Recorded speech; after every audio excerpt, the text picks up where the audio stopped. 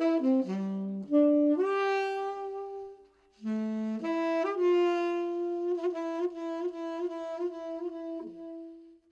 when I was released from prison in Iran, I hit a wall. Nobody wanted to talk about it. Yes, people knew that there is mass execution. People knew there is torture. People knew that if you open your mouth and say a word against the government, you would probably never be heard of again. There were people disappearing all over the place, but kind of like Argentina and Chile and many other dictatorships like China, like Russia during the time of Stalin. I mean, what do you want to do? Well, it is happening, but if you open your mouth, you're going to end up just like those people who disappeared and ended up in mass graves. So the normal human response, not only in Canada, this is not a Canadian thing, the normal human response anywhere in the world is let's just not talk about it and hope that it would go away.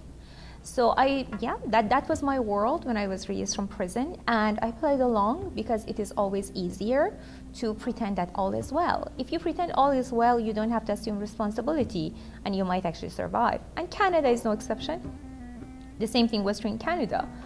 But let's not forget that in Canada we have a huge immigrant and refugee population. Now, we might not want to take a hard look at them and ask them difficult questions, but I think we should.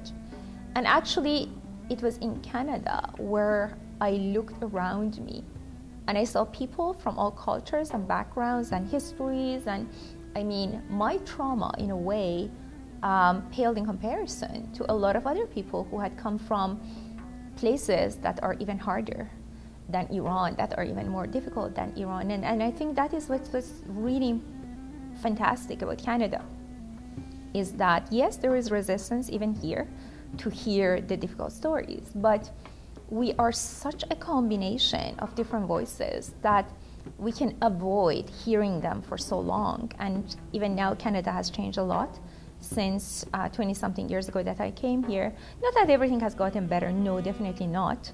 But I can definitely say that today, those voices of refugees and immigrants who are basically building this country is louder than ever, and it is actually going to get louder, and that's actually a good thing because we live in a global village with the internet and everything, so we might as well open our ears and listen very carefully.